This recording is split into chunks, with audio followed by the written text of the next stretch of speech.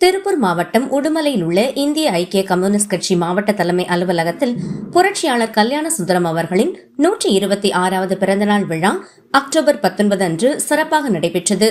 இந்நிகழ்வில் கட்சியின் மாவட்ட செயலாளர் மூர்த்தி தலைமையில் கல்யாண சுந்தரம் அவர்களின் திருவுருவப் படத்திற்கு மலர் தூவி மரியாதை செலுத்தப்பட்டது.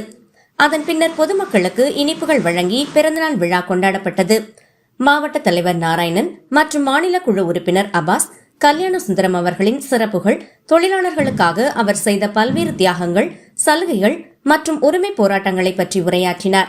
நிகழ்வில் சர்க்கரையப்பன், பெதவை மகேந்திரன், சென்ட்ரிங் தொழிலாளர் மாவட்ட இணை செயலாளர் கிருஷ்ணன், மோட்டார் வாகன தொழிற்சங்க செயலாளர் ரமேஷ், வல்லகுண்டபுரம் கார்த்திக், தங்கவேலு, கனகராஜ், மகளிரணி தலைவர் தங்கமணி, மலர்கொடி, முருகன், அமராவதி, மல்லிகா, சத்யவாணி உள்ளிட்ட பலர் கலந்து கொண்டனர்.